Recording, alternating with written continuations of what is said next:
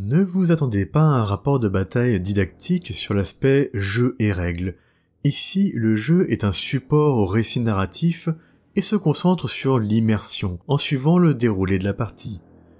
C'est en total débutant entre guillemets vidéaste, si je puis dire, vu qu'il s'agit surtout de visuels illustratifs, que je vous propose cet essai, qui a été un grand plaisir à scénariser, jouer, monter et narrer ensuite. Un grand merci à Arthur, ami et camarade de jeu récurrent pour cette partie. J'espère que ce moment narratif vous plaira, et sur ce, je vous laisse vous plonger dans cette histoire. Ultima Segmotum, secteur Charandon, Saint-Aspiraz Hacheuse. Pont entre l'Ultima Sanctus et son opposé perdu derrière la Grande Faille, le secteur Charandon est en perpétuelle guerre, assailli de toutes parts par les traîtres, les xénos et les hérétiques. Chaque jour, des mondes entiers sont en guerre. Chaque jour, des mondes entiers sont perdus, reconquis, oubliés ou détruits. Le monde de Saint-Aspiraz Hacheuse est de cela. Un ancien monde ruche en ruine, envahi de brouillards pestilentiels et laissé à l'abandon. L'Imperium n'avait pas les ressources immédiates pour en reprendre le contrôle et y refaçonner une place forte. Pourtant, alors que les armées titanesques s'affrontaient dans l'espace et les planètes alentours, une étrange activité fut détectée à la surface, près de l'ancienne basilique de Saint-Aspiraz. Un flux d'énergie warp léger, mais suffisant pour attirer l'attention de l'Inquisition. Une petite force d'élite des Tempestutions fut dépêchée sur place pour une simple mission de reconnaissance. L'équipe d'assaut du 101e Oslo Altoid était menée par le Tempestor Kravitz, un individu froid, peu apprécié mais respecté pour ses talents martiaux, toujours accompagné d'Otto, un vétéran lui servant de second pour relayer ses ordres, et bien plus apprécié de ses camarades de par le fait qu'il fermait les yeux sur les rares distractions que les squads s'accordaient en mission. Dans le doute, l'équipe avait amené son lot d'armes spéciales. Qui sait sur quoi ils allaient tomber dans ces ruines? Et ils en furent bien inspirés, car nul pilleur ou simple cultiste caché dans ces saintes ruines, mais un groupe entier de Space Marines de la Death Guard. Les Auspex en détectèrent 6 d'entre eux, accompagnés d'un groupe d'humains retenus autour de ce qui semblait être un hôtel impie, dressé au milieu des ruines du saint édifice. Les émissaires des Crypt Swamp, tels qu'ils se nommaient, étaient menés par le champion Métastasis, le pourvoyeur des bienfaits de leur protecteur. Et chaque membre de son groupe était à lui seul une bénédiction de Norgueul incarnée dans l'espace réel.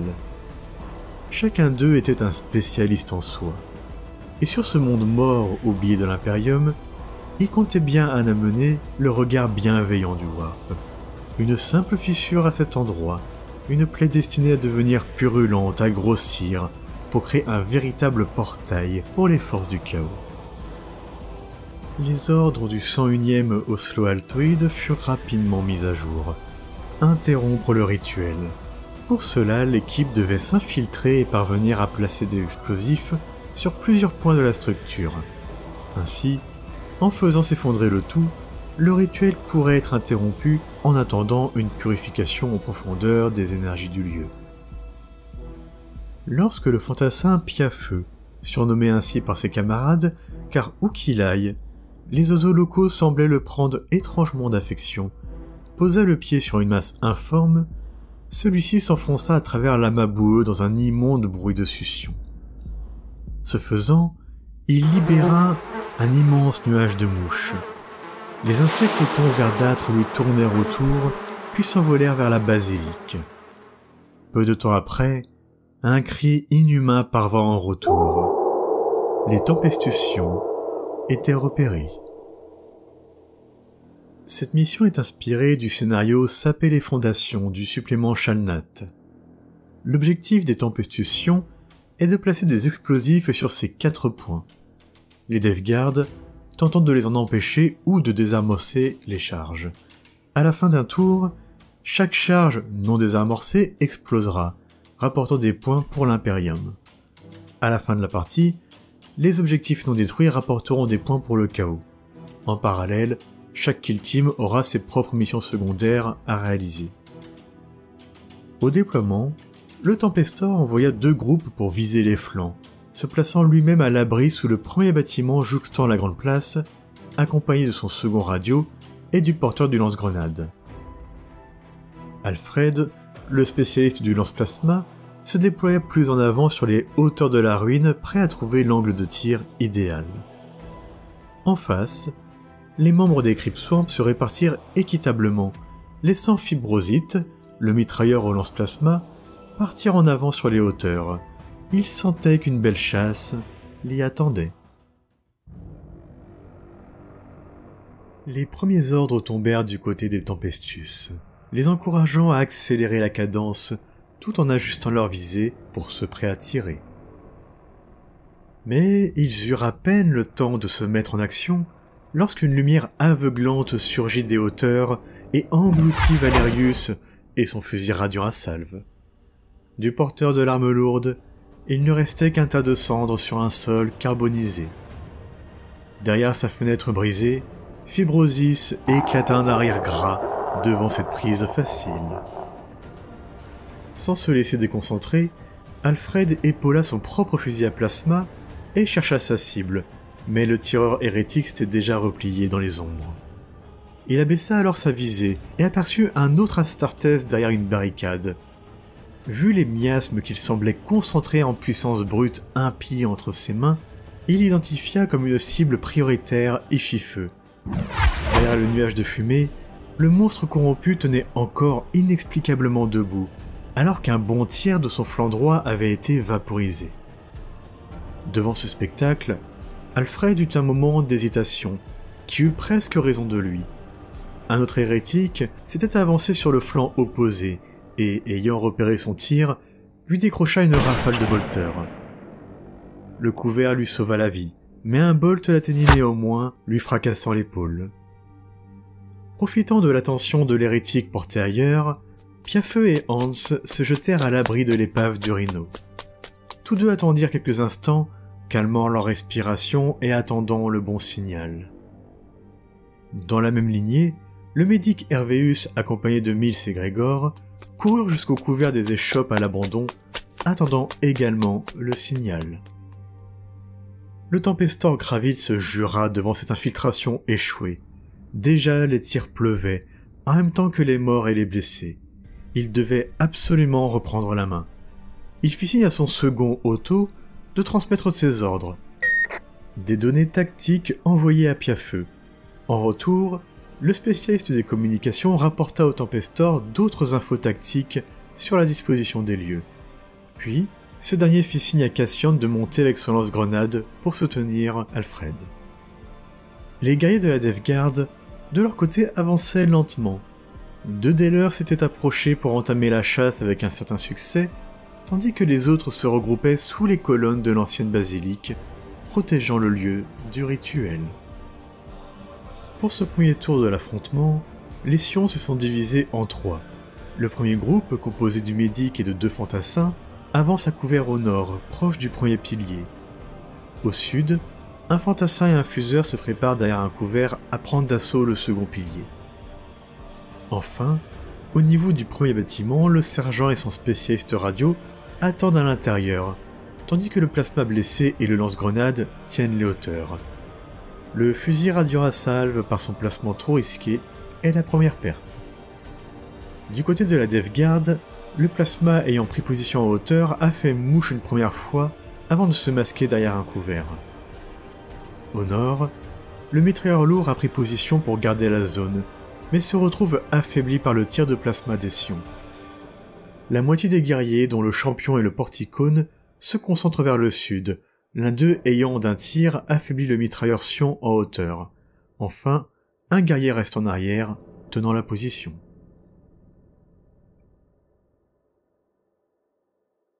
Pour la suite de la bataille, les ordres plurent des 2 côtés.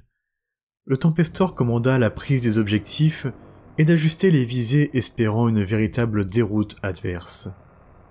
Tandis que le champion des Death Guard ordonna d'augmenter la cadence de tir pour protéger les piliers et d'envoyer le porticone vers le territoire adverse afin de le sécuriser.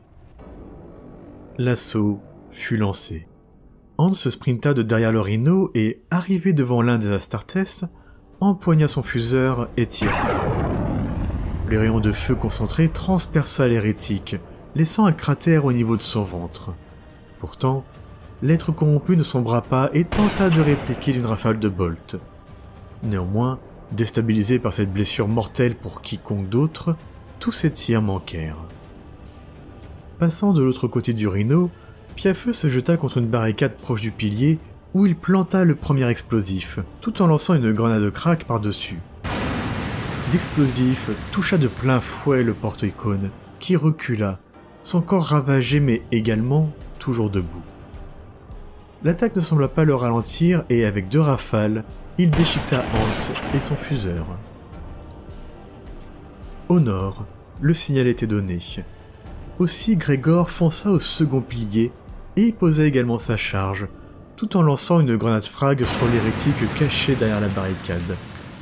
Néanmoins, celle-ci n'eut aucun effet sur l'Astartes claudiquant, et en retour, une rafale venue des ruines arrière le toucha à l'épaule. À l'intérieur de la basilique, le champion Métastasis observait le rituel, semblant s'attendre à quelque chose. Rien ne venant, il jura et décida de prendre les choses en main. S'approchant de l'entrée, il vaporisa d'une grenade bubonique Grégor, le fantassin se liquéfiant dans une mare d'immondices. Immédiatement, un autre fantassin, Mills, vint prendre la position à sa place, bloquant l'accès à la charge installée. Ne pouvant atteindre celle-ci, le mitrailleur lourd quitta son couvert et tenta de contourner par les étals, où il se retrouva intercepté par le médic Hervéus. Celui-ci lâcha une salve de fusil radiant qui n'eut aucun effet sur le monstre, qui continuait d'avancer malgré des blessures aberrantes. Aussi le fantassin dégaina son couteau de combat et se jeta au corps à corps. Dans les hauteurs, Cassian usa de son lance-grenade et acheva le porticone adverse avant de se mettre à couvert. De son côté, Alfred, gêné par sa blessure à l'épaule, manqua son tir et se cacha derrière la rambarde, ne pouvant réprimer une grimace de douleur. Une mise à couvert bien inspirée, car en face, Fibrosis se présenta à nouveau à la fenêtre, son lance-plasma ne trouvant cette fois aucune cible. Kravitz savait que le moment était venu. Donnant ses instructions à son second pour transmission à Piafeu et Mills, le Tempestor saisit son pistolet à plasma et activa son épée énergétique. D'un coup de pied, il ouvrit la porte devant lui et s'élança. Il dépassa l'ancienne statue du primarque Roboté Guilliman, ignorant le sacrilège du cadavre de la sœur de bataille planté en trophée au-dessus. Puis il atteignit l'entrée de la basilique et fit face au champion du chaos. Tout se déroula en quelques secondes. Le tir de son pistolet à plasma engloutissant l'Astartes, la lumière aveuglante. Ce dernier réapparaissant dans son champ de vision, le corps à moitié calciné, mais bougeant encore. Un battement de cœur manqué. Le pistolet à plasma du champion se levant à son tour. Une lumière blanche, suivie d'une explosion. Telles furent les dernières sensations de Kravitz, alors que son corps disparaissait calciné, en même temps que celui du champion, emporté par l'explosion de sa propre arme. Au même moment, les 2 premières charges posées explosèrent, ébranlant toute la structure de ce qu'il restait de la basilique. Un bilan de tour meurtrier, où les Sions parvinrent à faire tomber les 2 premiers piliers et à prendre le contrôle du terrain central. De leur côté, 3 pertes comprenant un fantassin, le fuseur et le Tempestor. Côté Devgard, le porticone et le champion sont tombés, alors que le mitrailleur lourd ne survit qu'à 1 PV, et que le Space Marine restant au sud ne conserve que 2 PV. L'assaut des piliers a été agressif, risqué, mais payant pour l'Imperium. Comme en réponse aux premières explosions, les émanations pestilentielles s'intensifièrent sur l'autel du rituel. La fumée verdâtre qui s'en échappait, comme mue d'une conscience propre, changea de direction et pénétra les corps de 2 captifs. tordus de douleur, leur chair parcourue de spasmes sembla dépérir à vue d'œil, toutes sortes d'afflictions déchirant la peau. Puis dans un gargouillis infâme, les deux individus se relevèrent, transformés. Deux nouveaux êtres bénis par Norgul, prêts à rejoindre le combat. Otto sortit de son état de choc, son regard encore rivé sur là où s'était trouvé son Tempestor quelques instants plus tôt.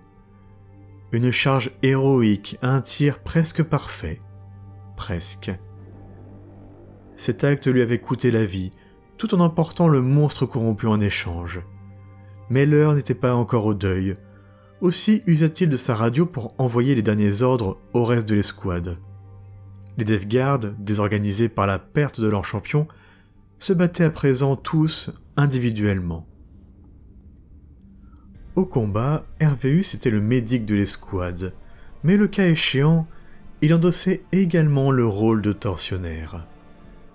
Toujours aux prises avec le mitrailleur lourd au bord du trépas, il profita de sa lenteur de réaction pour planter sa lame dans ce qui lui restait de crâne.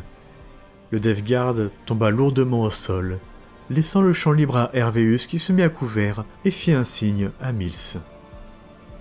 Celui-ci évita de justesse une autre rafale de bolters envoyée par le guerrier Parasitos et courut jusqu'au troisième pilier. Il aperçut du coin de l'œil l'autel et les deux véroleux au milieu des captifs. Sans réfléchir, il épaula son fusil radiant et en abattit un, répondant au dernier souhait du Tempestor de mettre l'ennemi en déroute, avant d'atteindre le pilier où il posa sa charge. Frustré, Fibrosi se revint en arrière et depuis son promontoire tenta de tirer sur le fantassin plus bas. Un tir largement manqué, n'occasionnant que des brûlures résiduelles. Remerciant l'empereur de sa protection, Piafeu acheva d'un tir le Death Guard proche de lui et s'élança vers le dernier pilier. Il posa la charge et sentit le soulagement poindre en lui. Ils allaient réussir. Puis il l'entendit, le hurlement dément, un gargouillis infâme sorti des tréfonds d'un corps ravagé. Il eut à peine le temps de sortir son couteau qu'un véroleux se jeta sur lui, lui assénant un premier coup à la tête qui le sonna, avant que la créature ne s'attelle à le démembrer. Dans son agonie, le regard du fantassin aperçut, loin dans le ciel, un oiseau passer. Un signe de vie dans cette planète en ruine. L'espoir demeurait car leur mission était un succès. Pour l'empereur, adressa-t-il, et les dernières charges explosives détonèrent. Sur leur promontoire, privés de cible, Alfred et Cassian observèrent les restes de la basilique s'effondrer. Désorganisés et manquant de chance, les Death Guard ne purent empêcher la destruction des derniers piliers. De leur côté, il ne reste qu'un guerrier tenant le fond, le porteur du plasma et un véroleux. Les Tempestus ont perdu leur dernier fantassin au sud, mais celui-ci a accompli sa mission.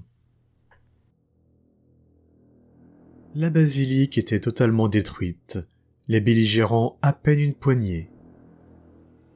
Au milieu des ruines de la basilique, 3 nouveaux mutants se relevèrent des décombres en éclatant d'un rire sinistre, en même temps que les 2 derniers Death Guard survivants. La voix dégagée, Parasito se lâcha une volée de bolts, qui cette fois firent mouche et achevèrent Alfred, caché dans les hauteurs, s'étant cru, à tort, protégé. Le Death Guard donna ensuite l'ordre au véroleux de le suivre et chargea Mills, caché derrière son couvert.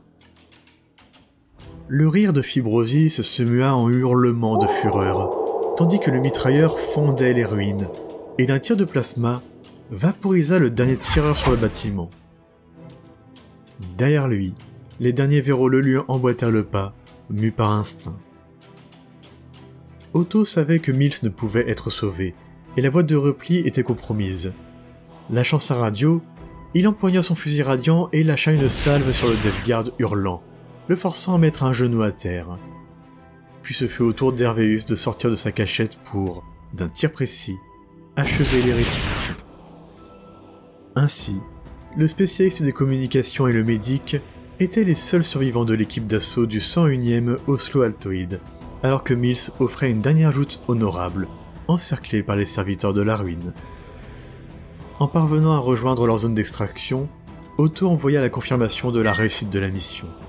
Le rituel avait été interrompu, et la voie dégagée pour une purification en profondeur des lieux. Et cela au prix de tous les sacrifices. Ainsi s'achève la bataille de Saint-Aspira Ashes, avec une victoire totale des Tempestus ayant atteint tous les objectifs principaux tout en réalisant la moitié de leurs objectifs secondaires. Les Devguard, pris de vitesse, ne parvinrent pas à réaliser leurs propres missions secondaires. Mais peu importe pour eux, beaucoup de soldats d'élite de l'Imperium étaient tombés, tandis que les bienfaits de Nurgle continuaient à être légion. J'espère que ce rapport de bataille vous aura plu. Je serais curieux d'avoir vos retours sur cette première tentative. J'aimerais bien en faire d'autres, mais ça demande bien plus de travail que je ne le pensais. Mais j'ai adoré faire cela. Sur ce, merci de votre écoute, et à bientôt.